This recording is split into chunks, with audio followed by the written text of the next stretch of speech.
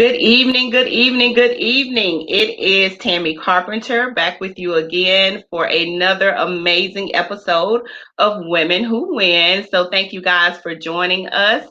Thank you for always tuning in and being faithful to listening in. And thank you for sharing your comments, your responses on how you are being encouraged and inspired by this platform. I greatly, greatly appreciate your support. So as always, go ahead, please, whether you're watching from Facebook or YouTube, jump in the comments. Let me know who you are and where you're watching from. If you're here to support our guest, you can say hi to her. I'll be bringing her on the screen in just a moment. But because of the platform we're in, we don't see you or know you're listening in if you don't comment. So go ahead and take an opportunity to jump in the comments. And I'm going to do a quick announcement before I read her bio and bring her on. I mentioned last week, we started these interviews back in May. So I did interviews the entire month of May and June, took a break for July, came back for August and September, and I'm taking another break from the interviews, but not taking a full break from bringing you some content. So I announced last week that coming up next month, I'm hosting my first Beyond the Interview. And what that is some of our previous guests, well, really all of our guests have had amazing stories, and we can't get, of course, the fullness of their stories within this hour time frame. So for those of you that have felt very connected to their stories and wanted to learn more, wanted to know more, that's what Beyond the Interview is. It's going to be a small virtual private forum where you can have some time to learn a little bit more about some of our guests, even ask your own questions in that platform. So the first one is coming up October 24th, and this one is going to be with one of the guests I hosted in August, Lisa McClendon. So this is the information for that. The event is available out on my Facebook page. If you're interested in more information, my email address will come up at the end of this broadcast. You can shoot me an email, but you don't want to miss this one. And there's already others coming up beyond this one. So as I mentioned last week, if I've hosted some guests that you want to learn a little bit more about, go ahead and let me know if you would like to see them in one of those Beyond the Interview sessions, and I'll see if I can make that happen. But without further ado, I have another amazing guest tonight, and I'm not only excited to have her, but excited to be ending this session of interviews with her. I think her story is going to be, I already know it's going to be amazing, and I'll tell you a little bit more as to why after I read her bio and bring her on. So my guest tonight is Tanika Dillard, and her bio reads, Tanika Dillard is a natural leader, motivational speaker, best-selling author of Building a Family Breaks My Heart, and trusted counsel to her peers. Tanika's passion for breaking the silence of pregnancy loss positioned her as founding member and facilitator for Share Upstate Pregnancy and Infant Loss Support Group. Her efforts to honor the lives of her children and increase awareness on the taboo subject have uniquely connected her with medical professionals and grieving families across the globe. She is a certified grief recovery method specialist and stillbirth doula. Dillard earned a Bachelor of Science degree in Healthcare Management from Lander University. Tanika's most prestigious titles are wife and mother. She and her husband, Christopher, reside in South Carolina with their sons, Ethan and Evan. So I am bringing her on. Good evening, Tanika. Hello, thank you so much for having me. Thank you so much for being here. We have Dr. S already listening in and saying hello, Miko saying hello, and Erica Ortiz says she's a first-time listener. Hey, Welcome, Erica. Erica, and thank you for listening in. I'm going to go ahead and bring this one up because she said you, Tanika Dillard, are awesome, and I agree. Um, Hey, Erica, thank you. as as I like to do, as I've mentioned, all of my guests are not necessarily people who I know personally and or have a relationship with, but many of them are. And Tanika and I attended church together, and Tanika has been very intricate in my life personally because, and I'm going to go ahead and do the shameless plug and bring the book up. You Bring it heard it up. mentioned in her bio. I'm trying to get the lighting right on it.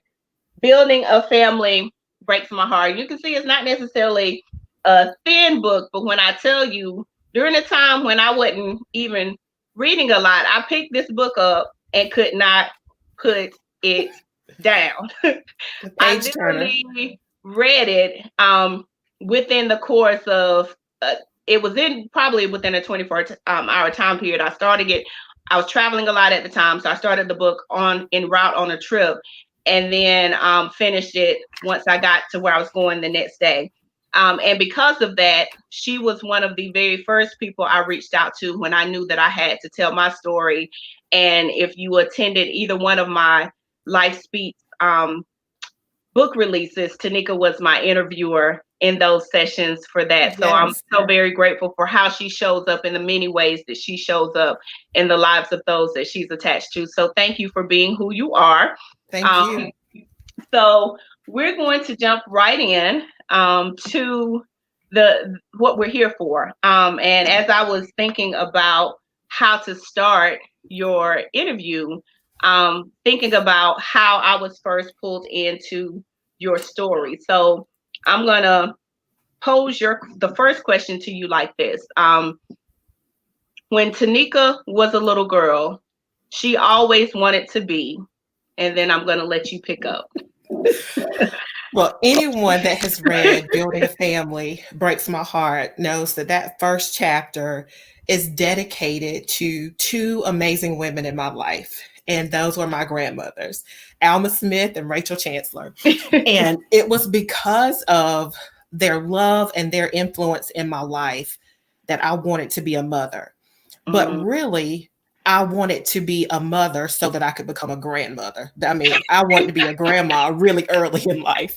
And it was because of them. And so I knew that if I wanted to be a grandmother, I had to be a mother first. So from an early age, I said I wanted to be a mother, but ultimately it was, I wanted to be a grandmother because I saw what love looked like.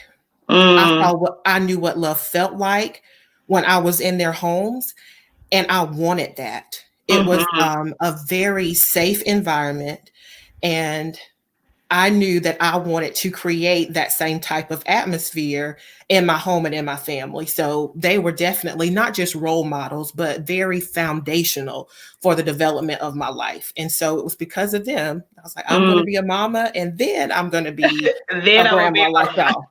Yeah, I'm going to be one of those. I love that. I love that. Just make me a grandma. Yes, that's not asking much. So as we all do, we grow up and we go through life and we have the image in our head. You know, we're gonna meet our Prince Charming. We're gonna have the house, the fence, and the kids to get to your desired end, which is being a grandmother. So let's lead up to that. So you have this desire, and then you meet your Prince Charming. Was his desire for family the same as yours? No, no. He wanted to be married, and he wanted a house, and he wanted a dog, and he wanted children. I wanted a village. So that was a little different.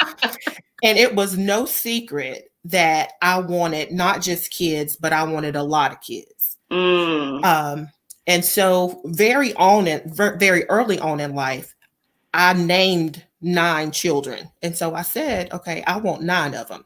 And so 9? I remember 9 children. Okay. Yes. And I had first and middle names picked out for all of them. I had last names too, but thank the Lord that plan didn't work.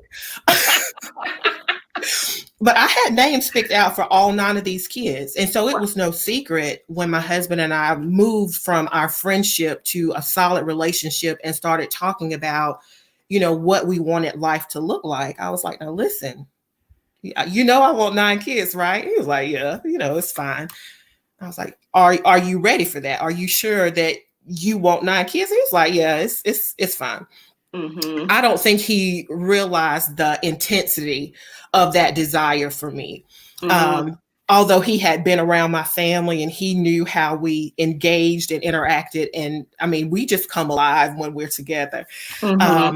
But I don't think he realized that 9 was a solid target in my heart. Yeah. And then when we got married, I mean, our first anniversary, I was pregnant, and I was like, okay, 1 down, 8 more to go. 8 more to go. Yeah. But, he never complained. I was like, it's time, and he thought it was time. And so we were on our mission. And once we started, things just naturally happened. And so here we are. Mm. So, of course, having read the story, and alluded to by the title of the book, "Building a Family Breaks My Heart," during this process of working towards the nine, you experienced some challenges and some heartbreak. So, let's talk about your first experience with that. Sure. So after a year of being married, we were, young and in love and pregnant. And it was the best time in our lives. I mean, this is just what we wanted. We were living the dream, a young couple. We had a house, we had good jobs. Everything was just aligned as they should be. Mm-hmm. Coming from the families that I grew up in, miscarriage and stillbirth was never a part of what we knew. Mm-hmm. Never. Mm-hmm. So it was, you get pregnant, you have a baby, you come home, you raise that child, and you have another baby, and you keep the process going. Right. So being pregnant meant for me, there were things to do. I needed to, plan a baby shower and plan everything. I never thought that there would be heartbreak in the middle of living my dream. Never thought that at all. Mm. That's But a good. That's good right there. You never uh, thought that there would be heartbreak in the middle of building your dream. absolutely. That bared repeating. Okay, go ahead. I'm Yeah. sorry. Never thought that. Mm. So 16 weeks of pregnancy, everything was great. I never so much as had a day of morning sickness. Nothing made me sick at all. I could eat what I wanted to. My hair was beautiful, everything. It was great. Just glowing. Just glowing, glowing. And my husband didn't get sick. I mean, I've heard horror stories about people in their pregnancies, and I mean, we were fine. Mm-hmm. But one day I was at work and I was like, this baby is really on my bladder today. So I stood up in the office. I went to the restroom. I came back to my office and I sat down. 5 minutes later, I had to go to the bathroom again. And I'm like, okay, Mm. I want the baby to shift and move off of my bladder. Right. And after a series of back and forth to the bathroom, like 5 times within 30 minutes, that Mm. last time when I stood up in my office, my water broke in Wow. my office. And you were 9 weeks or 16 weeks? You said 16 weeks. 16 weeks. Okay. 16 weeks. So I was like, okay, what just happened? So Mm. I was very naive to, this whole process. And I thought truly the baby was on my bladder and I just had an accident. That's Mm-hmm. what happened.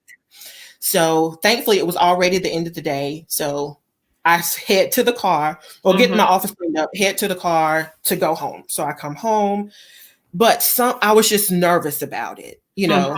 I'm the first time mom, so I just Right. want to make sure everything is right. Right. So thankfully, I had a cousin that lived in Delaware who's a midwife. She knows everything, and I told her everything. So I called her and I was like, listen, I feel like the baby was on my bladder and water just came everywhere. I'm not bleeding, but, what do you think? And Mm-hmm. she was like, just call your doctor and let him know. So I, Mm-hmm. follow all the protocols and do that. And the nurse thought, I'm not sure, but just go home. If you start experiencing cramping or bleeding, the normal talk that they tell you, call us back in the morning. So I had nothing during the night. There were no more accidents. So I thought I was Mm-hmm. okay. But my cousin said, still go to the doctor in the morning just to let them check you. And so I did. And so when I got there, the doctor immediately sent me to the hospital to do an in-depth ultrasound. And the ultrasound tech shifted the monitor away from me. And she said, I need to call your doctor. So I was like, okay. Mm-hmm. So what happened was truly my water broke and there was no fluid in that amniotic sac anymore. And so that just started a roller coaster of emotions as well as events that transpired very quickly. So the doctor said, we need to put you on bed rest for the duration of your pregnancy.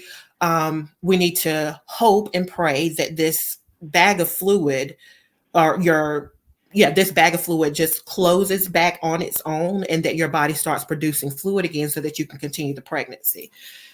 And I was like, okay. And if it doesn't, then what happens? Because, I still had more than 20 weeks to go. And Mm-hmm. he was like, we just need to focus on that. We just need to focus on getting Right. you further along. Um, But thankfully, I had a cousin that was willing to tell me the truth, even if it hurt. Um, my same cousin that was in Delaware. And so she was like, listen, this is what you need to do. They said bed rest. I want you to do strict bed rest. Don't get up. I want you to get in the bed. I want your feet above your head. Don't get up. She gave me marching orders, which were to sit down. But I was on bed rest for 2 weeks. And so my daughter lived for 2 weeks with no amniotic fluid, which meant that, her lungs were pumping, but there was no fluid to help those lungs expand. That's what that really looks like. And so 2 weeks later, I started the process of bleeding. I went back to the doctor and they said, you've dilated further. The bag of fluid did not reseal. And so my body started developing an infection and I started going into natural labor. And so our daughter was born, weighed 8 ounces. And tiny little body fit into my hand. And, the doctor was like, we don't know what caused this. It could be an infection. It could be any number of things. You're young, go home, try again. And so that's what we did.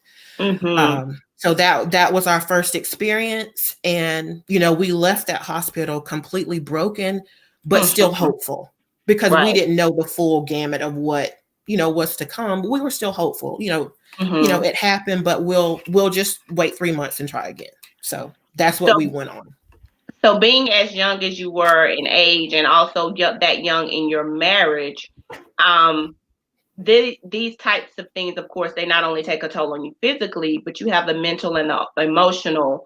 And then you guys are still learning one another this young in marriage. So what was that like? Did it draw you closer to each other, or did you try to harbor your insecurities and your feelings to yourself and he did the same? No, I was very vocal about what I felt. I wasn't completely transparent in all of those emotions, but the feelings of sadness and sorrow, I openly expressed those to him. He did not express those to me.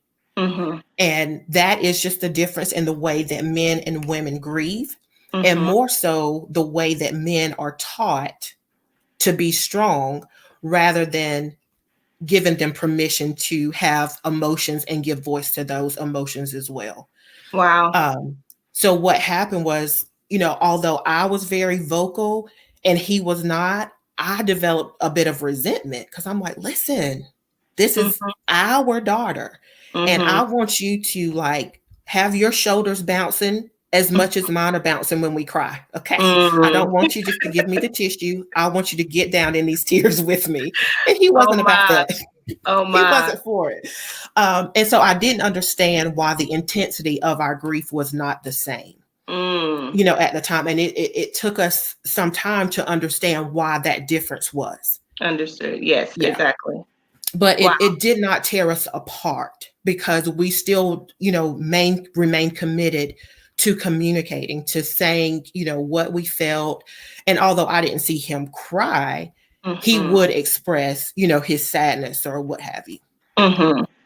Wow. That's beautiful that you guys were able to find a way to support each other through that. So, you're told by the doctor to try again. Of course, you still have your vision of 9 and to be a grandmother. So, how long after that do you conceive again? We waited 3 months and tried again, and we were pregnant.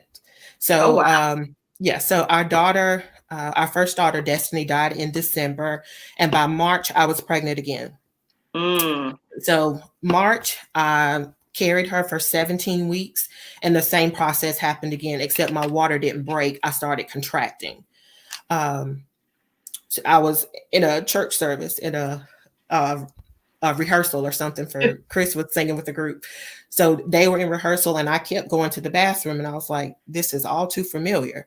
And so after going to the bathroom several times, I was like, something's not right. So I called the nurse on call for my doctor's office. And it was one of the nurses that was at the hospital. She was doing cross coverage. And I had a great relationship with her and still do now. But she said, I want you to come in. Just go ahead and come in now. And so we leave rehearsal. drive from Spartanburg to Greenville, and I had already dilated to a 3 and could Mm. barely feel any of that. And so they said, you'll have to have an emergency cerclage tomorrow to save this pregnancy. And I'm like, what? What is all of this? But a cerclage is a vaginal stitch that goes at the bottom of the cervix to close that cervix up so your body doesn't think that it's going into labor. And so the next day we did that. We had the surgery. But as soon as the doctor, put his hands on that bag of water that was bulging through my cervix, it burst. So we were right back where we were. Where you were. In December of the previous year. Wow. So I didn't know any of that. I'm under anesthesia. So I wake up and so I'm looking around the room like, okay, where's everybody? I got my cerclage. We're ready to roll. And so the doctor and Chris come in at the same time and they have this somber look on their faces. And I'm like, so how did it go? Everything? And they were like, no, it didn't work. And, he proceeds to tell me the course of what will happen. We're going to have to put Cytotec on your cervix and we'll start the process of labor. And I'm like, are you kidding? How did this happen again? And so they're like, now we can finally say that you have an incompetent cervix. This is why your first daughter died. And this is why this pregnancy has failed also. So it was a horrific, traumatic experience. So, what I admire, and I said this last week in my interview, and I actually said it speaking to someone earlier today. We, as women, we carry so much stuff that I think we forget how heavy things become because we get so used to carrying. Yes. And then when you are a man or woman of faith, you then often put this facade on top of what you're carrying. So how are you dealing with this mentally, but what's happening with your faith at this point? That is a great question. By this time, I was angry. I was very much angry with God. And if I could pinpoint a pivotal point in my spiritual life, it was at the death of every one of my kids.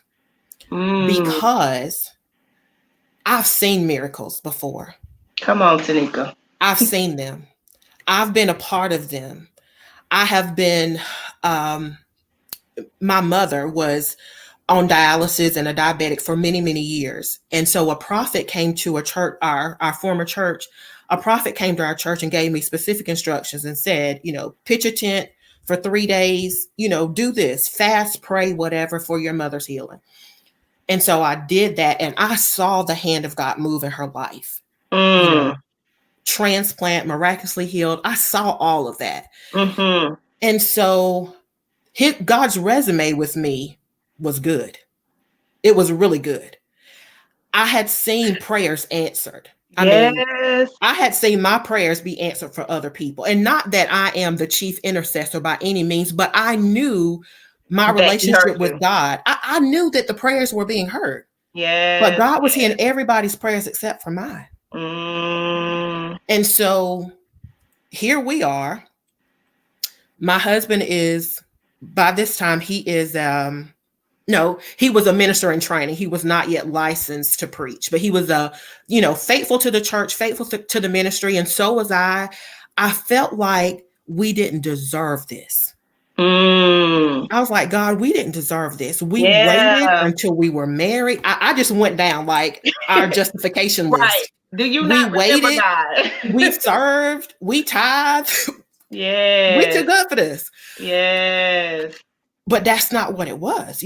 I couldn't get to the purpose without the pain. And so I didn't understand that. So I was angry with God. And so there were nights when, I would hear my husband at the kitchen table or in the office, he's praying and I could hear the pages of that Bible turn and I would just turn the covers over like, I don't have nothing else to say. Wow. I have nothing else to say. So our spiritual lives paralleled for it. They were not parallel. They did not align because I didn't have a lot to say. I needed so much from God, but I was angry with him and I didn't know how to draw near to God in my anger. Mm. I didn't know how to do that. I had You never better, seen it. you better teach now. You did not know how to draw near to God in your anger. Now, I pulled out this little Kleenex in the beginning, but you're not going to mess me up on this good call, sweetheart, tonight. I'm just going to give you this warning. Okay. Bless the Lord on my soul. Okay. Yeah. But what I found was even though I would not draw near to him, he still drew near to me. Mm-hmm. And he had to use the most unconventional methods because I wasn't picking up the Bible. Mm-hmm. I was not, because I didn't have anything to say and I didn't want to hear anything that he had to say. But the Lord knew the people that were safe to my heart. Mm-hmm. He knew That's the good. people. He knew the people that I could trust with my pain. Mm-hmm. So instead of him speaking to me through a cloud or through a pillar of fire, yes, he sent a Michaela. Yes. Somebody that I couldn't turn away because her spirit just and I was going to say, now breathed Michaela with God. about to be a little cloud of fire now. She is. And I call her my lifesaver to this day. Everybody needs a friend. Everybody needs a friend that will see your suffering and be willing to draw near to it and just companion you in it. What she did for me was, and nobody has ever done this. I mean, I've received a lot of gifts and I have some amazing friends and they all have done amazing things for me. But what she did was every day for 30 days, she wrote a devotional for me. I would not pick up a Bible, but I would read that devotion every morning. I would have it in my email by 6:30. And it was specific to grief and child loss and faith. And I'm like, I would read that and it would cause me, although I wouldn't read the word, I was reading the word. Yes. She was feeding me the word. Yes. So to this day, I call her my lifesaver because she resuscitated my soul in a place that I didn't even know that. I mean, I was dying. My children had died and I was suicidal. But she was resuscitating my soul every morning at 6:30 via email. Come on now. Telling you. All right now. Okay. Okay, thanks God.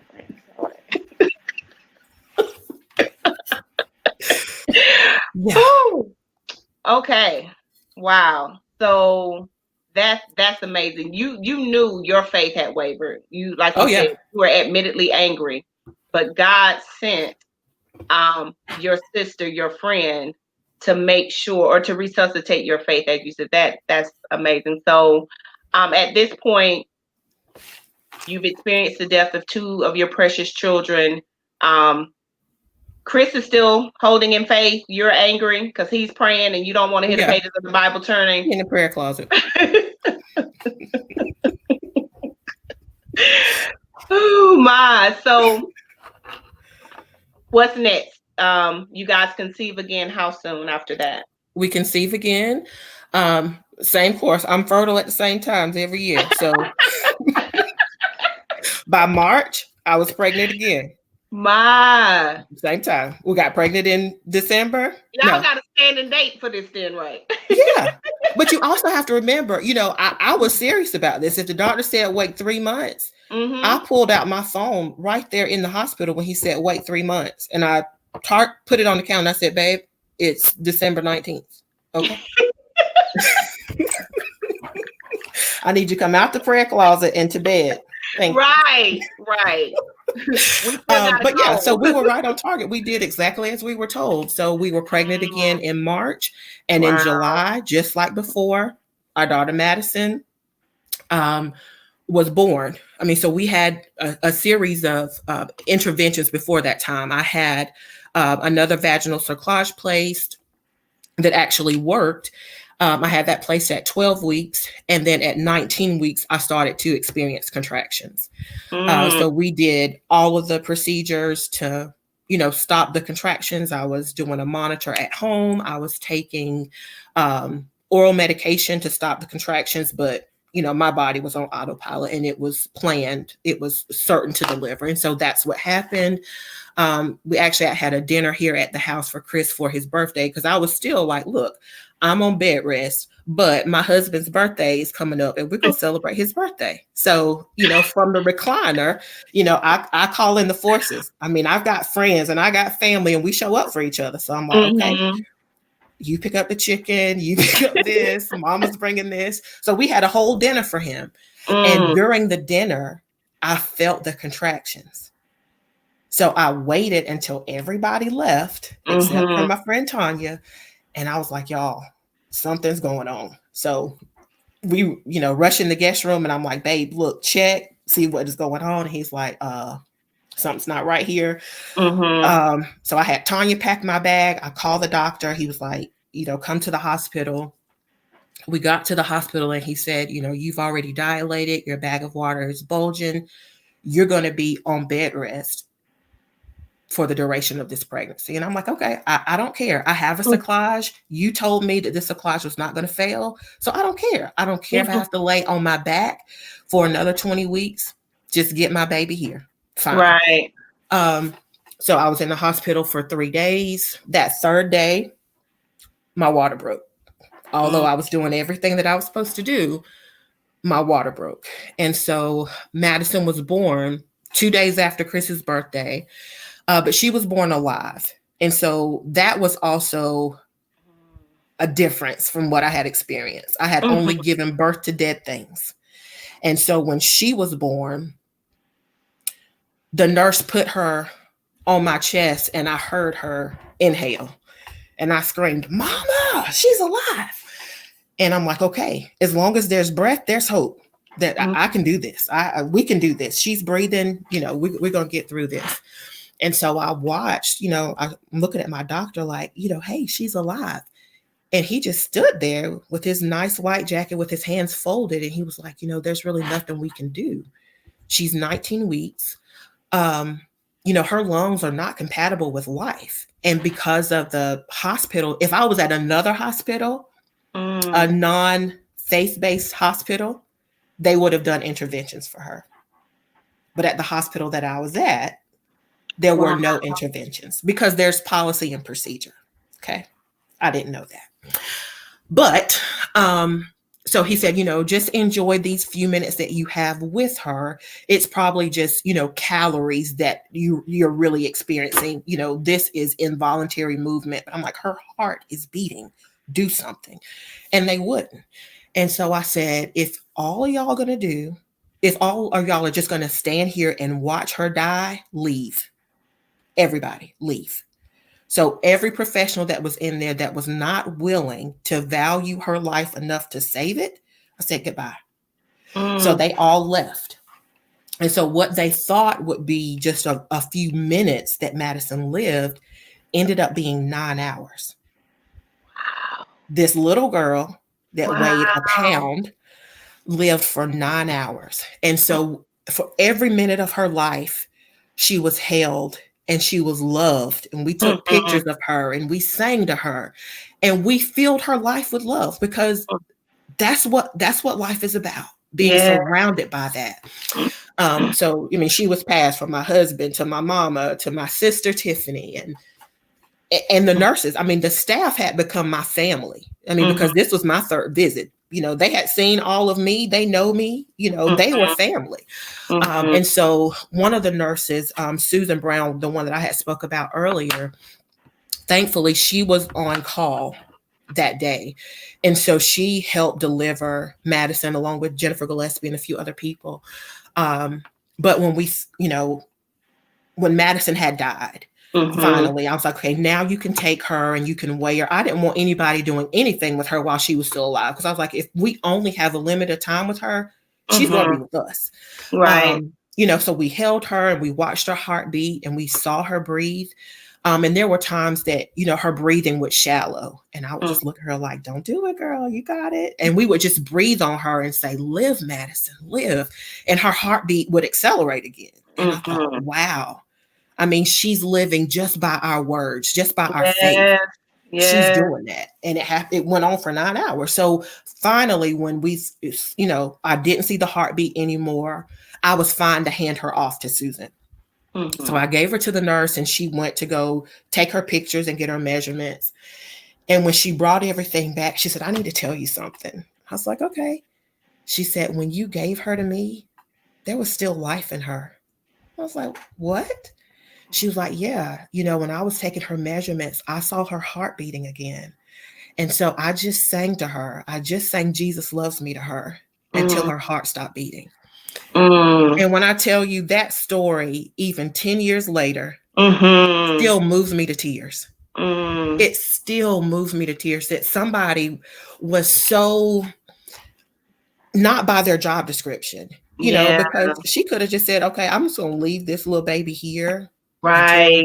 but that extra level of care and compassion to Mm-hmm. give her Jesus in her last hours, her last minutes Mm-hmm. were just amazing to me. Yeah. Yeah. Just amazing to me. And even And when I thought life had ended, there was still life and there was still hope. mm-hmm. So it was just amazing. Her And life inspired me to live. that speaks tremendously about those that surround what you birth and how Yes, they handle what you birth. absolutely. So to know that she followed your pattern in the way that she cared for your daughter when you Yes, handed her off is a yes, beautiful, beautiful testimony. Um, yes. so are you in the same after Madison? Are you in the same place mentally and spiritually that you were? Was the second daughter Destiny? Am I getting the name right? Or Destiny was first, then Brianna, and then Madison. okay. So are you now even more angry? Are you like and at the same time, because we have our internal battles with God, and then we have the testimony based off of the questions and the faces and the response of the people. Mm-hmm. So are you even vocalizing outside of you and Chris how you're feeling at this time? Yes. So my anger toward God had lifted somewhat, Okay. and that had everything to do with the fact that Madison lived. Mm-hmm. Because Mm-hmm. before, all I had was a resume of death. That's all I had. But the Mm-hmm. fact that Madison lived, Come on, and Tanika. I was telling her when her breathing was shallow, I would say, live, Madison, live, Madison. And just as I was talking to her and commanding her to live, the Holy Spirit spoke to me in that hospital room. And he said, how can you ask her to live and you're not doing the same thing? That's how I looked at him too. And I was like, well, look at there. Those words come at the most convenient, not convenient times. Right. Like I was like, I'm just trying to I talk really to want my to have a daughter. moment here. Right. I'm just trying to talk to my daughter and ask her to live. And the Lord's like, that's all I'm asking of you. That is all I'm asking of you to live. So I had just existed. I had allowed to just exist in my grief and not desire more or anything else. But the Lord was like, I need you to live. I need you to keep breathing through this. I need you to find me in this.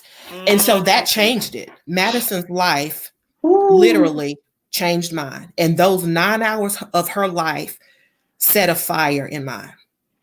Mm. It really did. Wow. So after leaving the hospital, resuming life after Madison, um, because you had experienced her living for 9 hours, what was your mentality when you guys were ready to conceive again? Or was there more medical attention that you had to have between that and your next conception? There was more medical attention. I left that hospital knowing I am not going to be a victim of this mess again. There's a lot that I didn't know.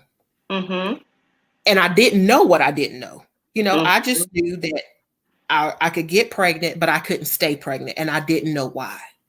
So I left that hospital a bereaved mother and a self-proclaimed researcher and advocate. Yes. I mean, the World Wide Web is here for a reason. Whatever Yeah. you need to know, you ask. And so I had been blogging at this time. And so I was connected with other, bereaved mothers from all over. And so I got home, and within 2 days, I'm writing a blog and I'm telling Madison's story. And I put a list of, this is what I need to do. I need to find the expert who can manage an incompetent cervix. And I need to get the statistics. I need, it was A, B, and C of what I needed to do. And so I'm doing all of this research on incompetent cervix. And one of the girls that followed my blog lived out in California, and she messaged me and she said, listen, I had the same situation, but I went to a doctor in Chicago, and I now have two. She had a set of twins, but she was like, I want to put you in contact with him. And so I emailed this doctor. I wrote him like the equivalent of the first chapter of Mark, Luke, and John. I wrote that at 3:00 in the morning to him, and by 7:00 that morning, he had wrote me back. Wow. And he said, yes, you do have an incompetent cervix. You do need an abdominal cerclage, not a vaginal cerclage. And I can guarantee you with this procedure, you can have all the kids that you want. That's who I needed. Thank you, sir. When can we schedule an appointment? So we did schedule a phone consult. And after that phone consult, I spoke with his scheduling team. And in September of that year, I had the abdominal cerclage placed. Okay, so you guys traveled to Chicago. Yes. Wow. Yeah, we traveled to Chicago. We went for 3 days, and the doctor said, I need you to wait 3 months because I had some fibroids and some other issues that he had to take care of. So he was like, I need you to wait 3 months. So that was September. And what month did I get pregnant? December. Around December 19th. It was exactly December 19th. Exactly. So here we are, pregnant in December. Pregnancy was a breeze. A breeze. The only thing I had was an oily nose. No morning sickness. Chris wasn't sick. We were fine. Full-term pregnancy. Beautiful delivery. Yeah. And I delivered Ethan on Susan's birthday, the nurse that had been with us through all of our losses. Yes. I thought that was amazing. Wow. Wow. Yes. So, before we transition to after Ethan's birth, you said after Madison, because of her life, you immediately started researching and you were blogging, you were sharing your story, and the strength of you sharing your story, even during your pain, was what brought help to you. Absolutely. Prior to you being able to start blogging, did you ever battle with shame and internalize any of this before you found the power to start sharing? Yes. Oh my goodness. Shame was a part of my first name. Because everything that I always talked about, all that I ever wanted to be, was a mom. And the very thing that I had boasted about, I mean, everybody that was my friend, they knew, that I wanted to be a mom. But everything that I always wanted slipped away from me. And so I was ashamed of that. I was ashamed that I had told so many people what I wanted to do only to have it fail. I was ashamed to walk back into that office where my water broke. I was ashamed to walk back in there. I don't know what was in the water in 2007, but in my office at the time, there were 13 of us that were pregnant at one time. 13. So every month there was a baby shower. Every month there was somebody announcing that the baby had arrived. I was one of the 13. But I was the only one that didn't have a shower or a live child. So to walk back into that office was like a black cloud was over me because everybody saw it. And I could tell you that we have this long hallway in our building. And if I was walking down that hall, people would find a door to exit so that we wouldn't cross paths. Wow. Because they didn't know what to say. Exactly. they did not know what to say. And I didn't want them to say anything to me. Mm-hmm. Thankfully, my office was like the second door once I got on the hallway, so I could move quickly to get to where I wanted to. But I was so ashamed. Mm. And so what I started doing, I would eat breakfast late so that I would miss the breakfast crowd. I would eat lunch late so that I would miss the lunch crowd, because when I walked into the break room, everything got silent. Yeah. Everything. Because people were talking about, oh, she found out she was pregnant, or so and so just had a baby, or it was always baby talk. Yeah. So if I walked in, it was like, okay, shut up, she's here. So I just stopped. I just avoided it. And so I would eat in my car. That shame turned to isolation. So yeah, shame was a part of who I had become. Yeah. So how did you dig yourself out of that? And I know Michaela was an intricate part early on of you helping you deal with the anger, but how did you deal with the shame to get to the point to say, I have something to say, and I need to chronicle this story? It took me a while to get there. I still have tendencies right now. I mean, I still don't eat in the break room now. I think I've just I got used to the isolation, and I like that solitude. But I found safety in writing. I necessarily didn't feel safe in an assembly of people, but I felt safe to write. And so I could release that shame, and I could release, whatever I was feeling behind my keyboard. And so even if I didn't articulate those words at work, I mean, I was a different person at work than what I was at home. But I just started blogging, and then people would come to me and say, oh, I saw your blog. I love your writing. I've told my friend about it. She lost a baby, and, she loves it. And I'm like, okay, thank you. But so that blog really opened it up for people to come to me to talk about it. But I still wasn't going to people and saying anything. Okay. Yeah. Okay. I think, but what happened once Ethan was born and I had a living child, then people were able to say, so how did you get through all of this? Then that's when they wanted to talk, but they didn't know what to say prior to that time. Right. Yeah. So after the birth of Ethan, at this point you've had 4 beautiful children, one surviving, your son Ethan. Is your desire still the same to work on 9 babies? Yes. Now that you Yes. Let me tell you. I was like, so I'm very literal. I mean, if you tell me I can have something, I'm going for it. And so the doctor in Chicago said, after this cerclage, you can have all the babies that you want. Thank you, sir. Yes, and we will. So, we were home with Ethan, and, Chris and I talked, and I was like, so, how long are we going to wait? And he was like, I think we should just, wait a year. I think that makes sense, just to wait a year. Let us just spend this time with Ethan. We've waited so long to have a kid. Let's just wait a year. And I was like, okay, I'm good with that. I'm not sleeping. I want to try to get some sleep in before we do this again. So I was fine to wait a year.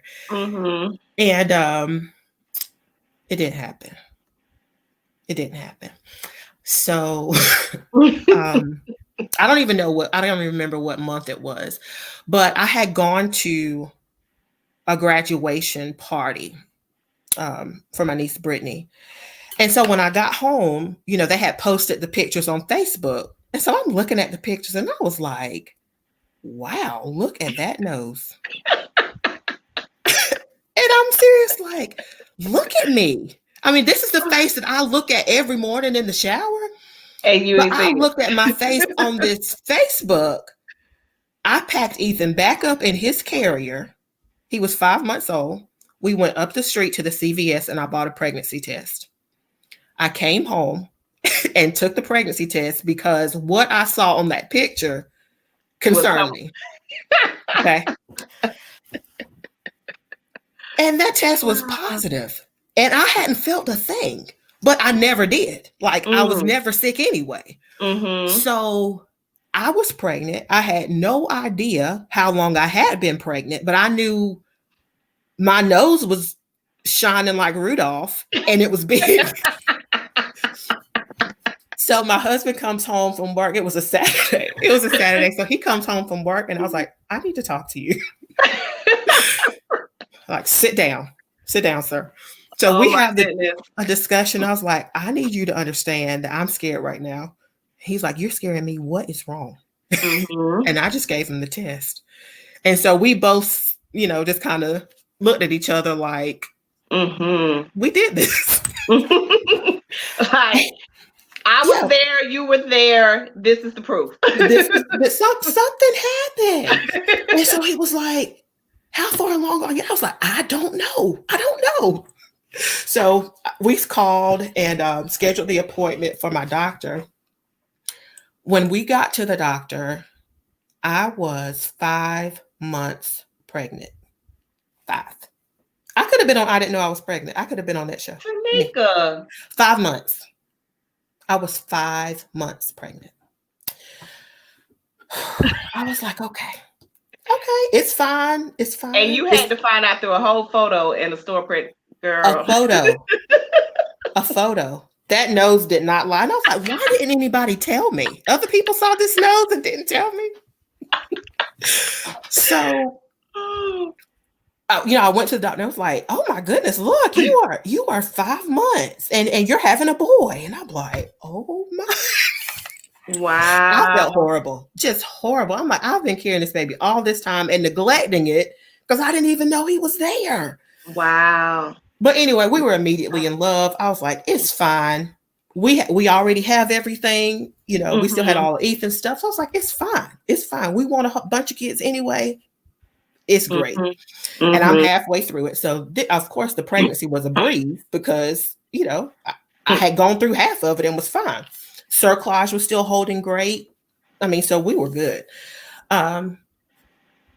Until that last visit. I went in for my last visit prior to my planned C-section. Mm-hmm. And so it was just a last measurement scan and to talk about the plan for, delivery. But something happened the night before then. The night before that was the anniversary of Destiny's death, our oldest daughter, our first daughter. Mm-hmm. And so that night I was hypersensitive, to my emotions just because I was remembering her life and everything that had happened. Mm-hmm. And so I went to blog. I went in the office and I blogged about, what I was feeling and thankful to be carrying life and, just all the emotional stuff that goes on with that. So before I went to bed, I had a Doppler. My cousin Jameen, the midwife, she said, look, you need your own Doppler because I want you to have peace of mind, that you can hear your baby's heartbeat whenever you want to. So before I went to bed at 11:30 that night, I listened to Grayson's heartbeat. Mm-hmm. It took me a minute to find it, but I was like, that's nothing new.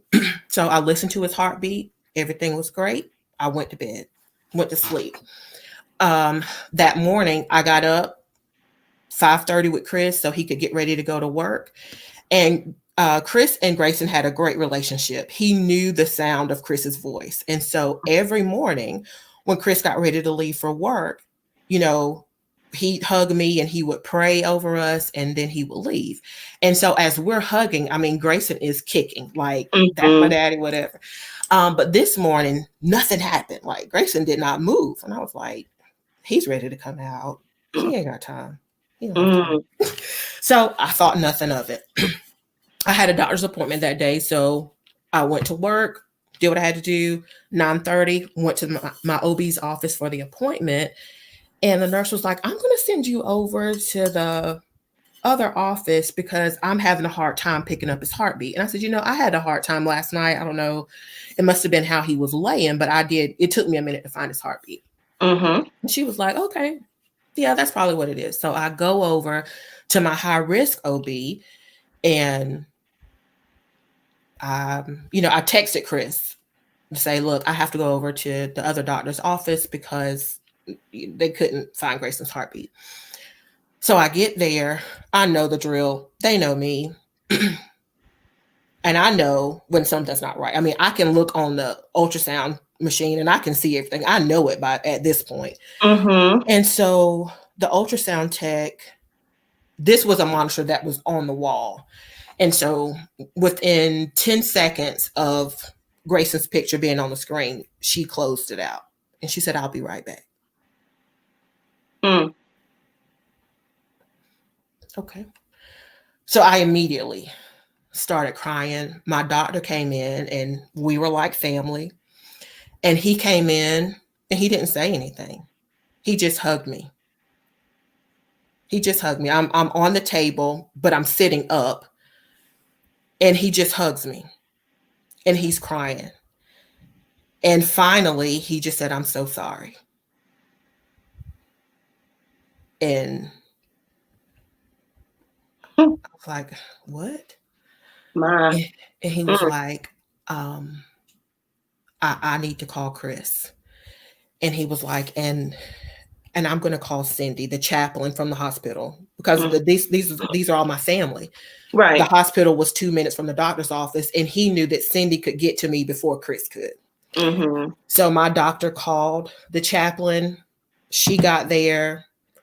And so after I had wailed and cried in the office, I called Chris. And so he's on the line working. And so I said, babe, I need you to come to the doctor's office. And he's like, okay, what? And I was like, they couldn't find his heartbeat. And you couldn't hear anything. There was silence. So he was like, I'm on my way. So he comes and looks like he had seen a ghost, and he sat there, and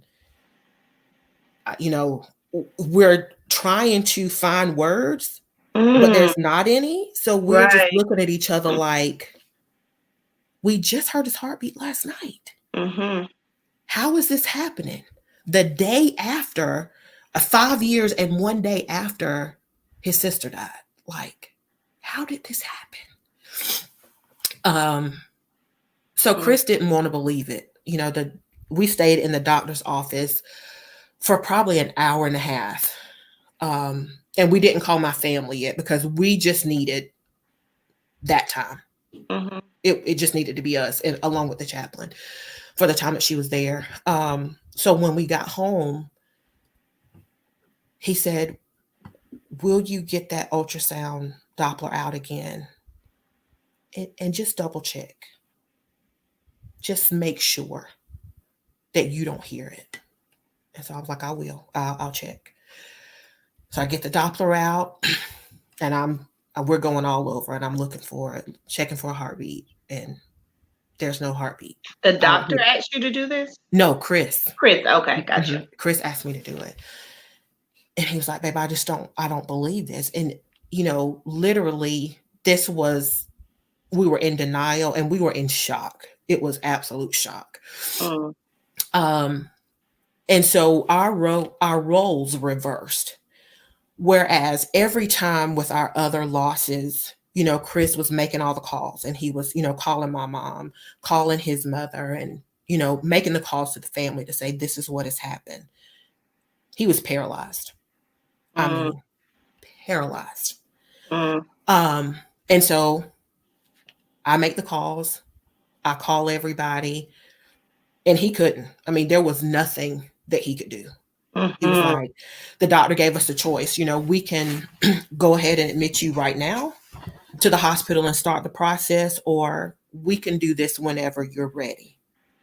Because they were going to have to do a C-section because I had the abdominal cerclage. And so Chris wanted to wait. Because we needed time to process this. Mm-hmm. And there was no urgency to get him here. So we came home and we just talked through, like, how did this happen? Just a million questions that there was no answers to. And we got a plan together. We got Ethan situated for the next day and all that we had to do. And then we went in the following day for his delivery. But I'm telling you, if I've ever experienced trauma, that was it. That was the most traumatic experience I've ever had in my life. Ever. And this was different than your daughters because you had just birthed a son prior to him. Right. And you carried Grayson full term. Full term. Had just had a pamper shower for him the Sunday before. Everything was ready for his arrival. We had his outfit out. My hospital bag was packed. We had the outfit that he was going to take pictures in. We had all of that ready. I mean, so you don't get to 38 weeks and not bring a baby home. That doesn't happen. But it does. But it does. Yeah. So, the comments are, I think everyone's pulled in, but just for the sake of time, I'm trying to, because I do have some more questions. But look, this is like your book. This is why I read your book in a day, because we don't want to end it. So, and just because our faith is so tested and tried along our journey, where are you now emotionally and spiritually after the death of Grayson? Thank God I'm not where I was. Thank God I am not there. Now I can recite all of this pain, and not that I still don't even talking about it makes my voice tremble. Because I can think, oh my God, how did we live through this? How? But I can look back at it now with a grateful heart, to say, yes, all of this was horrible and I wouldn't wish this on anybody, but we really lived through this. So not that we, want to call any more storms into our life, but we have lived through we've lived through hell. We've lived through some hell. And once you have gone through this level of recurrent pain and heartbreak and disappointment, and you still find a way. To say, Lord, I need you. Come on now. Or I will trust you again. Though my heart has been broken over and over, I'll still trust you again. Because somehow I can't make sense of it all, because somehow you have sustained me. Somehow when I wanted to wrap my little red Toyota Solara around the light pole, you didn't let it be so. And not only that, now you have taken all of the pain that I've experienced and all of the children that we have had, you have used their lives to change other people's. Yes, yes. Was that the purpose? Did the Lord say, I'm going to give her 4 kids and snatch them away so that other people's lives could be changed? No. I don't even try to make sense of what God's plans are. I cannot. I cannot. And people say everything happens for a reason. Sure it does. You don't know what it is. I don't know what it is. So stop saying it. And we ain't gonna try to make it up. Just don't make it up. Stop. Stop playing. Stop.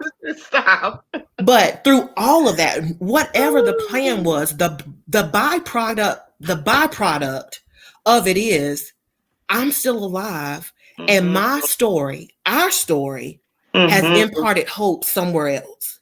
Yeah. And so even with all of that, the greatest blessing in all of this is he never turned away from me. And I found a way. I found my way back to him. So I'm not in the same place, thank God. Yeah. I'm at a different place. And I still have a ways to go, but we're not in the same place. Amazing. Yeah. So after Grayson, there was still a plan. There was still a plan. Hey, count it. There was still a plan. Yeah. So it was very unique what happened. I was the one that was always like, we need a whole lot of kids. Chris and I and Ethan had went on a trip to Mexico When we came back, we stopped at a gas station. This scene is so vivid to me, and I just love it. We stopped at a gas station. So Chris is out, he's pumping gas, and this woman gets out with like a newborn baby, and she's walking into the gas station. And so I hear the pump stop. And so I watch Chris, and he follows the lady with his eyes all the way into the gas station. And once she gets into the gas station, that's when he starts pumping the gas again. I was like, okay. So he got in the car and he said, babe, did you see that little baby? And I was like, yeah. He was just like, oh, man. I said, okay. So what we had talked about was we didn't know what we were going to do. The doctor told us to wait a year after Grayson died, not for my body to recover, but he wanted us emotionally to recover. And he thought time would do that. And so that's a whole nother story in itself. He thought that a year would be enough time for us to recover.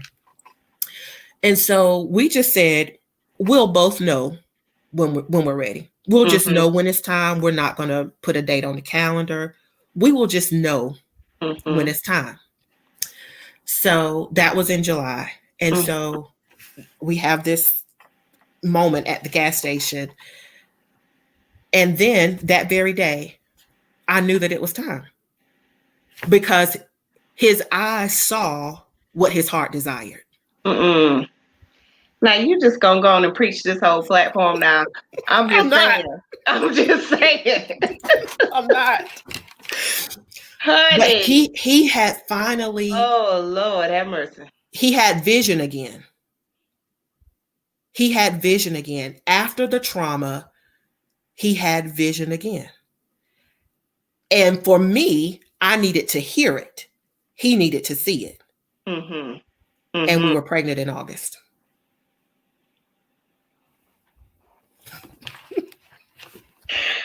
Honey? Yeah. Bless his heart. Wow. Bless his heart. Oh my goodness. And from that pregnancy, sweet Evan was born. The most rambunctious, full of life. You know, Evan is like 4 kids in one. Okay. So yeah. So we have Evan full term, beautiful birth, healthy baby. We have 2 beautiful sons. So we have 6 kids, 4 in heaven and 2 that we actually get to parent. So, and you had no complications with your pregnancy with Evan? None. Wow. None. So I absolutely, what I admire most about you, because as you said early on, there's not a lot of people who give voice to this in our community, or even, I'm sure you've come across women who have gone through these things and never had a space that they felt safe to share. So how did you get to where you are now? You went from blogging to, how did we go from a blog to a book? Okay. Look, Michaela said, don't talk about her baby. I know. Sorry. We love him. So, I just kept writing. and journaling everything that I was experiencing. And I just kept hearing a recurring theme. Why don't you put this in a book? I mean, I keep sharing it. I keep getting up every morning, seeing if you made a new entry. And I'm like, that's never been a part of my list. It's never been a part of my list. I've never wanted to be an author. I've never wanted to write a book. I didn't want to write this blog, but I needed somewhere to get these thoughts that was in my head. I needed to get them out. And so that was just my outlet. And I was totally fine with being a blogger. And it was just the work of the Lord. That's all I can say, because I fought it. So I'll ask you these 2 questions, because having written a book, I know the content, you had the story, you had the experiences, And I know the fighting probably comes from you relive these moments when you write them. Absolutely. But I'd love to know, how did the title come to you? First, let me add this part. The biggest fight for me was I kept saying, or I kept hearing, nobody wants to hear this sad story. And so I kept repeating it. Nobody wants to hear this sad story. Okay, I got pregnant, the baby died. I got pregnant, the baby died. Nobody wants to hear this. And so that kept being echoed in my head, and I kept repeating it. So I was giving life to that fear by the power of what I was saying. And then, so that's what took me so long to write it, number one. But as far as where the title came from, I don't even know that I went through a series of other titles to figure out what it would be. The blog was called The Journey of Love and Life, because it started on a happy note when I was pregnant. But just, it ended up being about how my heart kept breaking, and I was just trying to build a family. That's all I wanted, was a family, but I kept ending up with a broken heart. So it just almost just seamlessly flowed out. It just came. It just came. And when I got it, I'm like, babe, listen, I got the title. I got the title of the book. Okay. And I'm like, building a family breaks my heart. What do you think? He's like, I can see that. Yeah. Yeah. So it wasn't, I didn't go through process of elimination. It was that, and that's enough. Wow. Yeah. So, you and I talked about this, talked about it. So you are now a certified grief recovery specialist. Am I saying the title right? Grief recovery methods specialist. Okay. Grief recovery method specialist. So, as I've already stated, I absolutely love the fact that you found the strength to not only tell your story, but you've stepped in the place of advocating for other people and becoming a voice for people who can't find, even in their pain, find the strength to give voice to this. So what led you to the path to say, I now have to go back and save my sisters? Absolutely. So what I realized going through this journey is, yes, there's not a lot of support for grievers. People want to send you to their pastor for grief support. And I have discovered that grief is not solely a spiritual journey. It's not. That's good. Because you can't pray grief away. You cannot stand in a prayer line, get all slapped on your head, and walk away and be healed. We're not healed from grief. Teach, Tanika. I needed to find out, what was it? What was it that grievers really needed? So I had to recall what it was that I needed. And so for me, I talked to the chaplain and I was like, is there somewhere that I can go for help? I went to a counselor and she frustrated me because I just went to her couch and cried. So I can do this at home for free. So you're not helping me.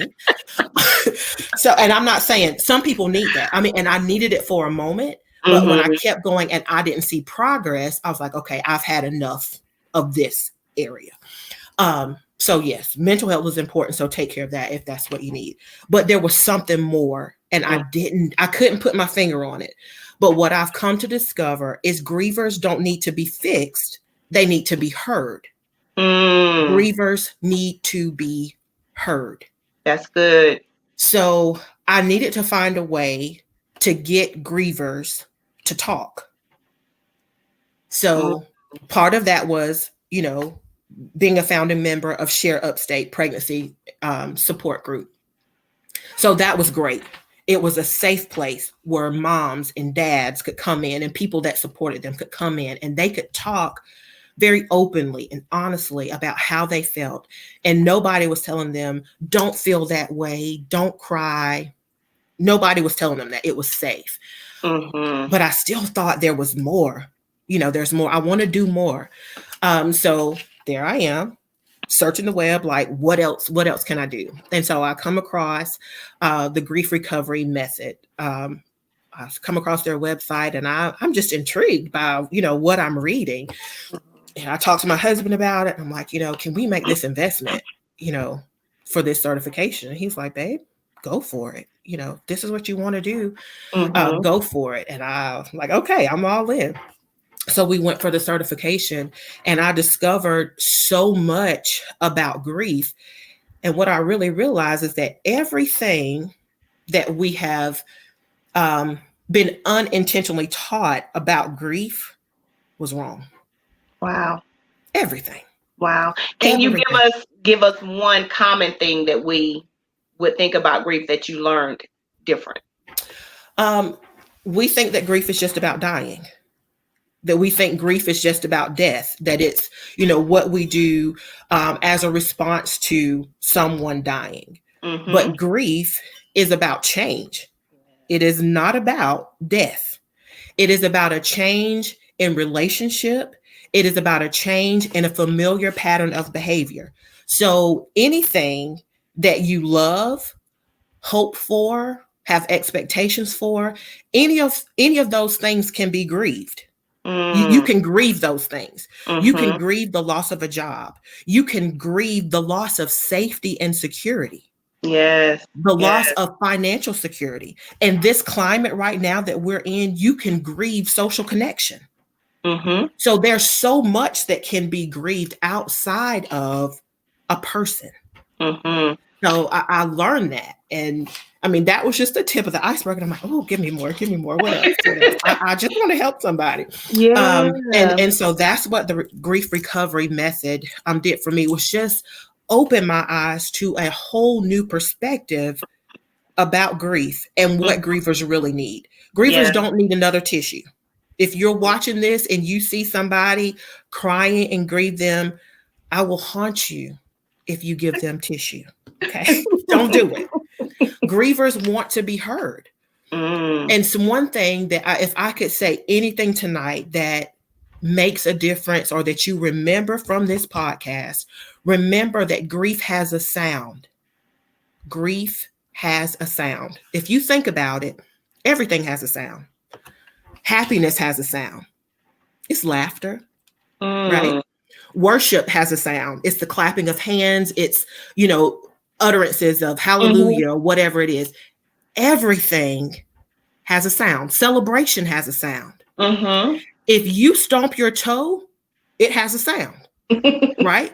Exactly. And when all of these sounds are being made, nobody is trying to silence you. Mm-mm. Nobody silences you. Mm-hmm. But let grievers make sounds. And what happens? People come with a fan. Yeah. They come with Kleenex. Let me hug it off of you. And they hug you so you can't breathe or make a sound. Grief has a sound. And it has to be released. Mm-hmm. And once grievers really get to that hollowness of grief, where they can really make a sound, where they can cry in a safe place and be uninterrupted, when they're able to make that sound, then they're able to talk. If you've ever been around grievers and you watch them, they just shake their head. They're just like, They moan and say, because grief has a sound, and they're not in a safe enough place to release that sound yet. If you have ever been through a grief experience, you've likely scared yourself with the sound that came out of you. Because what it felt like for me, when I reached that place where I tapped into the sound of grief, it sounded like I was in a valley and I was crying, and the valley was echoing my tears back to me. Oh my. It was a hollow place. It was a very hollow place that echoed back to me. And it was so deep and so raw, but it was right. It was right. And once I was able to release that sound, then I was able to release my words. Then I was able to say, this hurts me so bad because. But up until that time, I was just like, My. And grievers are always talking. They're always talking in their head. Yes. They're always talking, but they don't always feel safe to speak because grief has a sound. And if they don't feel comfortable releasing that sound, they're not going to release the words. So if you're in a space with grievers, the best help that you can be to them is a quiet presence. Be there and say, If you have to use words, if you have to use words, say, I'm only here. Do what you need to do. Create a safe space for them. Don't tell them you need to eat something. You need to drink some water. No, they don't. They need to find their sound. They need to find their sound. Let them do that. And once they do that, they'll start talking. It'll be mid-sentence. And they'll be like, I don't know why he did that. And you're like, why he did what? Because they've already carried on this conversation in their head. But once they've released that sound, then they can talk to you. Wow. And look, I know we over time. We're gonna close in a minute, but I don't want to rush this for this because I know this is helping people. So yeah, I'm fine. If you've had to drop off, catch the replay. But and if you're watching this and you want me to bring Tanika back for Beyond the Interview, because I feel like that might be needed, especially in this season, let me know and we can make that happen. But what I wanted to ask you before we pivot to a wrap up is, you've walked through the process of grieving the death of your children.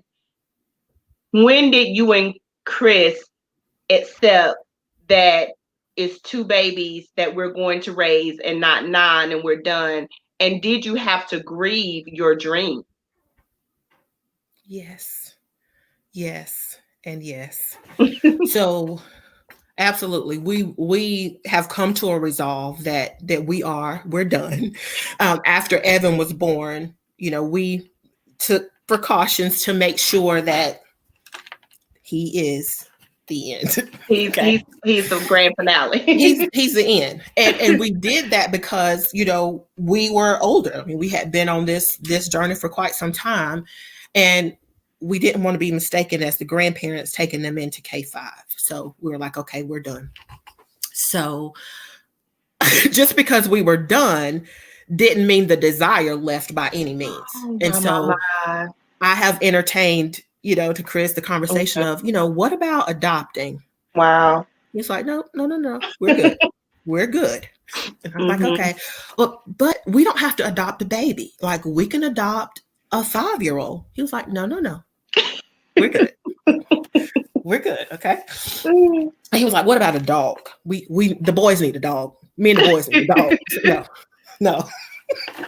That was never part of my list, sir. Right. That was not one of the 9 names that you had coming into this agreement. No, you and that desire for frisky can go away. No.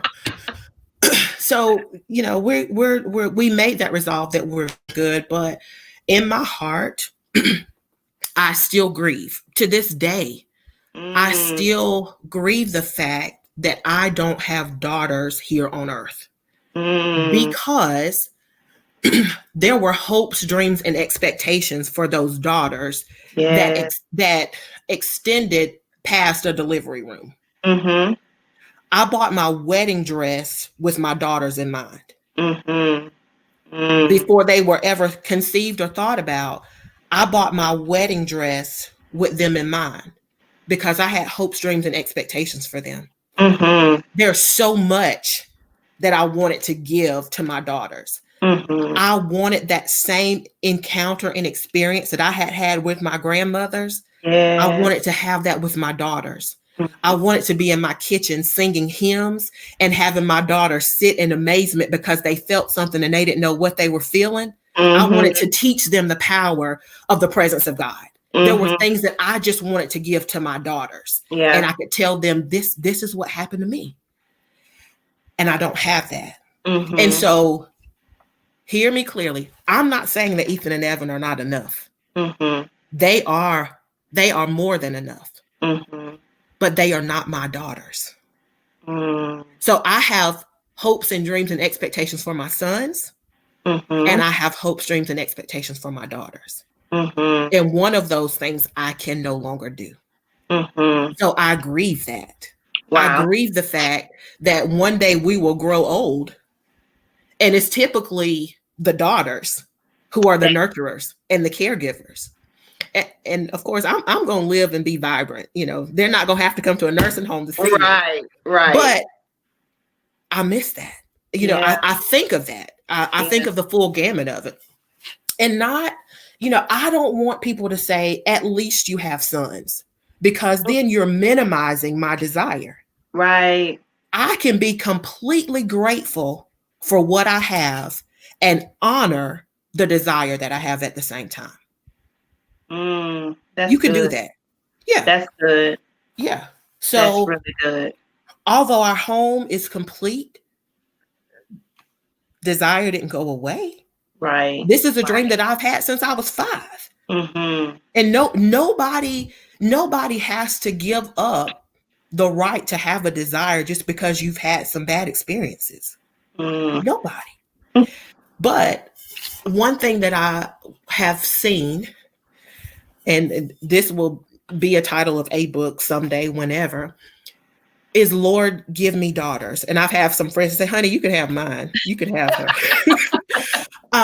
But the Lord has been gracious to bring women, girls in my path along the way, so that those moments that I want, To where I nurture. could impart and nurture, I still get to do that. Yes. I still get Yes. to do that. Yes. So, you know, I'm fine. I'm Yeah. fine with that.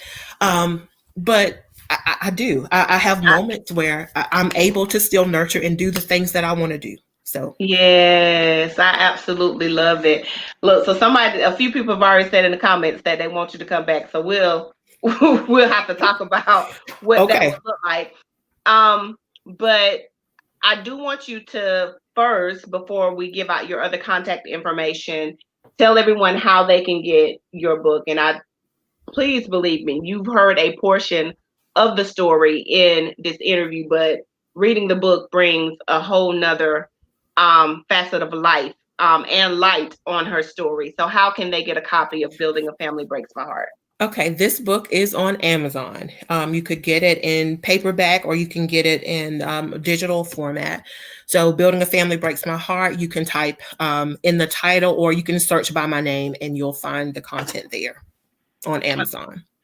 Okay, so if they, want to connect with you beyond this space, I know that you provided a few different ways and platforms. So I'm going to put some of those up as you share them. I know. Let's talk about Instagram first. You're Okay. on IG. Yes, I am on Instagram. The handle there is T Dillard 6. Again, T is in Tom, Dillard 6 on Instagram. You can find me there. Also on Facebook, it is Tanika Dillard. Okay. There is also a page for my book on Facebook as well, Building a Family Breaks My Heart. So, Okay. you can do any of those. And let me tell you something. I'm not here to tell you that I am the social media updater extraordinaire, because I'm not. One thing that I have purpose to do is to be present, to be present in my home. So I'm not on social media all the time. I'm really not. And if you look through my social media, you'll see that my Building a Family Breaks My Heart page, there's not a lot of recent content there. But if you want to reach me, I'm very much accessible. You can send me a message through Instagram, send me a message through Facebook. You can email me if you need to, tanika@tanikadillard.com. It doesn't matter. I am accessible. But social media has not been my focus this year. I have purposed in my heart to be very intentional about being present in this home, especially in this climate, with my boys and with my husband.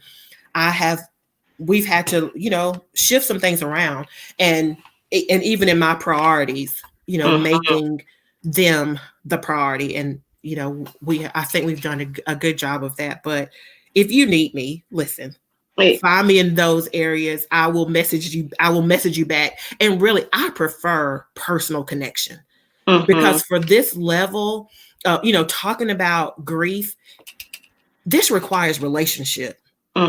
It's best. It is best navigated through relationship. So I want to know you. I want to know your story. I want to call your son or your daughter by their name. I want to know what pains your heart, what you miss most about whatever you're grieving. And we can't do all of that on a open post. Right. But but I'm happy to build relationship and support grievers however I can. Okay. And in supporting, I know you have two events coming up. And I believe they are both virtual. So I'm going to bring up the flyer and then I'll let you speak to what these are and how people can connect with these events if they so desire. So this one first. Okay, so this is an event that's happening this Saturday. It's an event for Gathering Hope. This is a beautiful nonprofit out of Alito, Texas. I was there last year with them for their event. October is Pregnancy and Infant Loss Awareness Month, so there's a lot of events that happen this month specifically about these topics. So this year they've combined every gathering that they had intended to have in Delaware and Oklahoma, and then in Texas. They've pulled them all together for one virtual event. And so I will be speaking along with another speaker from Dallas. It is virtual. You need to go to Gathering Hope, their Facebook page. Do that tonight. If you have experienced the loss of a baby or an infant, this whole experience will change your life. I promise you. This is not just a local event, it's a global gathering. There are people that have registered for this from another continent. Okay. There are numerous, I wish I had the picture up, but there are multiple states in the United States that are represented. People in other continents have registered for this global gathering. And I am extremely honored to be one of the voices that will be sharing. It's not just speaking, it is worship. It starts with worship. This gathering does. And I love that because although grief is not just a spiritual event, it is one of the necessities for moving forward, just having to invite God into that space of grief. So it starts with worship, and then there will be myself and another speaker that will be open. If you have not pre-registered, the second part of it is only open to pre-registered guests, but the worship and the speakers are open to anyone. It will be live streamed, but please just go to Gathering Hope, either gatheringhope.org or their Facebook page to get signed up. It's completely free. And I promise you, you will be challenged. You will be inspired by this event. The co-founders of this, Peyton and Carol, they have put their heart into this work. They have a prayer team that has been praying for this event for months. So I can tell you that it's not something that is just thrown together. It is something that has been bathed in prayer. It has been something that has been the heartbeat of God, and it has changed so that it matches God's desire. So please come. Please come. Please make space in your day on Saturday to be a part of that. It's from 4 to 7 online, and the information is also on my page if you missed that. Okay. And then this next event that you have coming up in October? The next event is the Walk to Remember. This event is an annual event that we do here in the upstate. We are supported by Share Upstate. We are our pregnancy and infant loss support group. We are very blessed to be supported by the two major hospitals in our area. And so this year we are doing a virtual memorial service. And so this is open to anyone, no matter where you are. In the upstate, whether you delivered at either one of these hospitals, you are invited to participate. You can visit shareupstate.com to get more information, but the event itself will take place on Sunday, October the 18th at 3:00. There is a deadline if you would like to have your baby's name included in a very special slideshow that we do each year. There's something magical about seeing your child's name on a screen and being remembered and honored. So we have extended that deadline to October the 4th. If you would like your child's name in that slideshow, please go to Share Upstate, follow the links to fill out that information. Or if you just want to register, if you catch this replay and it's after the 4th, you can still register for the event, and we will send you out a link to be a part of the live virtual event on October 14th. The link will go out on October 14th. The event will happen on October the 18th at 3 p.m. Okay. Thank you so much. So you guys saw those announcements and those pages. You've seen how you can connect with Tanika. And in our wrap up, I know you have dropped all kind of gems. I feel like you done gave us a whole little initial sermon. If I could, I'd email you a quick license after this, the way you done preached on this interview. Stop. Give me a road now. Honey, I'll do it. You done preached a good message in here tonight now. Now? That wasn't the goal now, but if you got something, good. But if you had to leave some words of encouragement, like I said, you've dropped some amazing gems. And even for those of us that have not gone through what you've gone through or walked through what you've walked through, to the T, if you've ever grieved anything, your story is one to be looked upon for encouragement, for inspiration. So what would you share for those that are watching, listening, or will catch the replay if you had to leave a last bit of encouragement or inspiration from any facet of your life? Just one. Okay. All right. So I'll make it about grief, since that's what we've talked about mostly tonight. And I would say that grief is about love. When you boil everything down, grief is really about love. Mm-hmm. There is a quote that I love from Zig Ziglar, which says, "If there were no love, there would be no grief." Mm-hmm. And that quote helps to reframe a lot of stuff for me. Mm-hmm. And it helps me to understand that grief is not just about sad things. You can grieve things that you love. Any transition to, something better can cause grief. Mm-hmm. There was grief when Ethan was born because we had a relationship with him in my stomach. Mm-hmm. And, once he was born, that relationship changed. Mm-hmm. It was a change in relationship, and it wasn't a bad thing. Mm-hmm. Michaela, stop. I threw that up there just because I was like, let me go on there since I got a witness in the crowd. It's about change. And so I really want to ask people to really honor whatever grief you feel. And when you really understand that grief is about love, you're more open to share it. Mm-hmm. You're more open to say it. Mm-hmm. And when we are honest about where we really are, then we really send out the feelers for our help to come. Mm-hmm. So just be honest, be open about where you are. And I know we laugh through it, but if you are, having a grief experience of one that is because of loss, there's nothing wrong to seek help. Mm-hmm. You are not less than spiritual to seek help. Mm-hmm. Thank God that he's gifted people to be counselors and psychologists and psychiatrists or whatever it is that we need. Use them. Mm-hmm. Use them.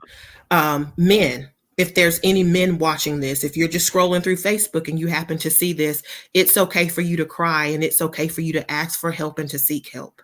Mm-hmm. That is really okay. And you don't have to be strong. You don't have to be strong for anybody. There are no awards for that. I'm sorry that people have told you to be strong. You don't have to be. Give yourself permission to be human. Give yourself permission to be human. And lastly, what I would say again is grief has a sound.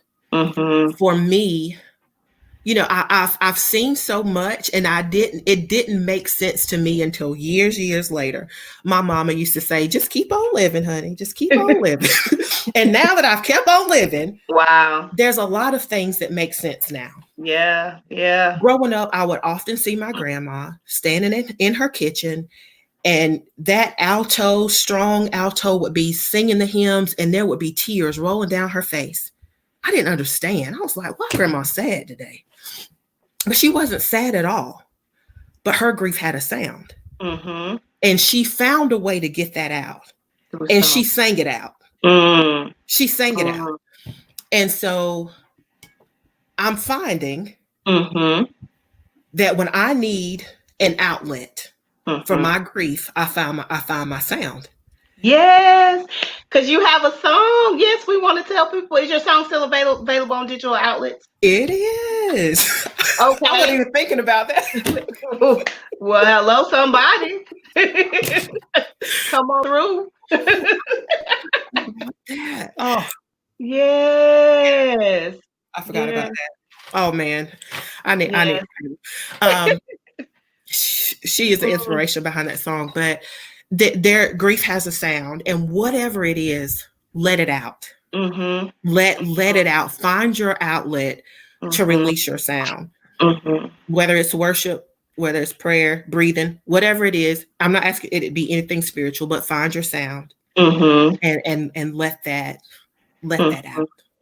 Now, and I know I said we were done, but you triggered something in your last thing, and I can't remember if I've shared this. You know, we've had so many conversations over the years, but when my sister passed away back in 2011, I remember getting something. Either I saw it in the newspaper or getting something in the mail about it was a grief session that a local funeral home was having, and it was not anyone from our culture, but I decided, I think I might need to go to this. Your life drastically changes. You're trying to navigate this new normal.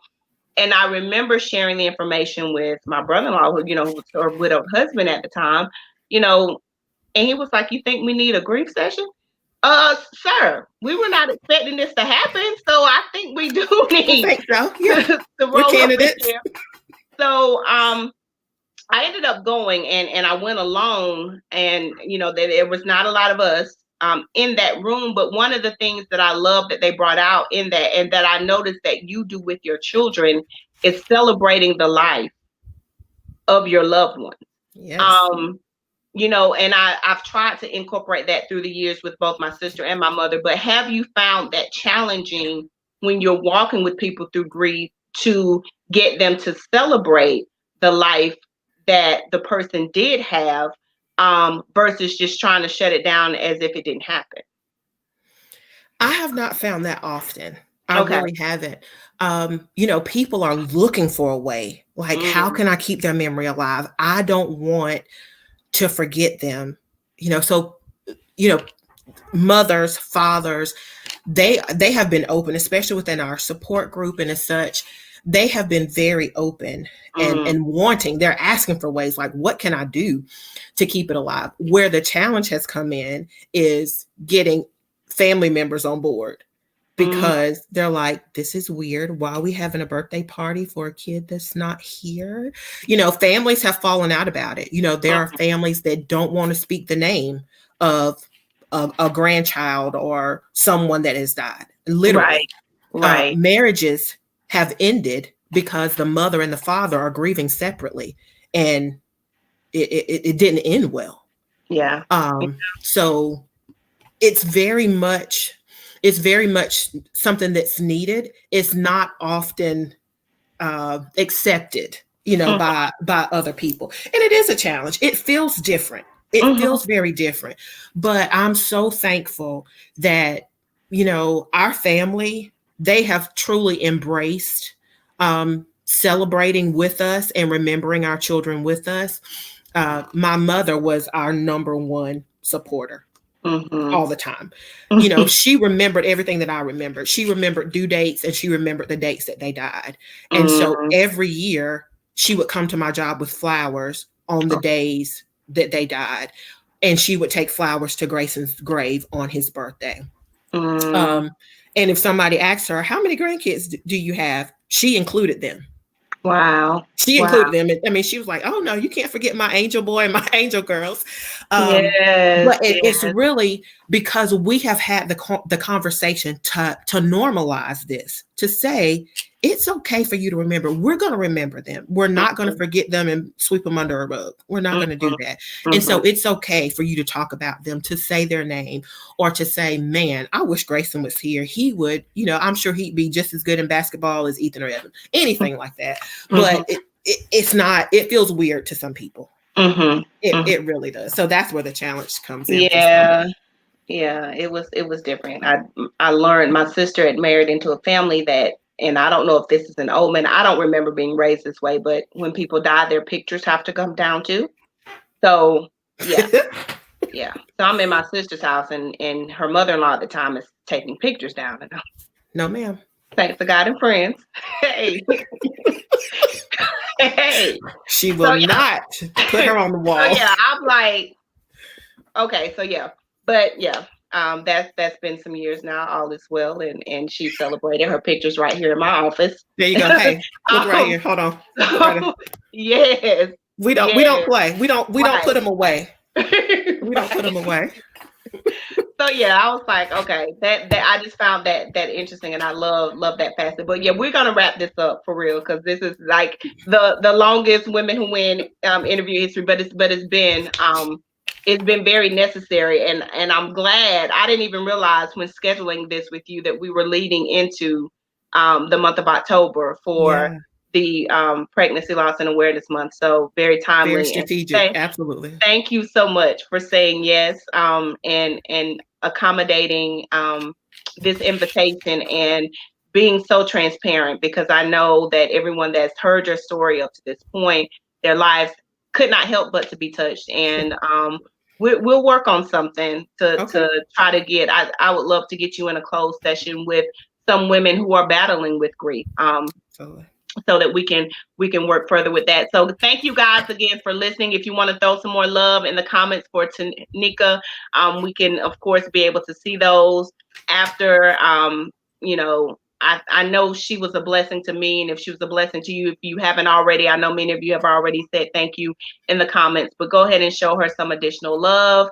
Um, and as a Thank you reminder, so much. we will not be back next week, but you will see some additional announcements as to what we have coming up. And there may be some pop up interviews through the rest of the year, but we'll resume our regular schedule in 2021. So thank you guys again for watching. You guys have a good night. Thank you again, Tanika, so, Thank so you all much. so I much. appreciate you. Thank you for Um, having me. oh, it was an honor. It was an honor. Good night, everyone. Good night.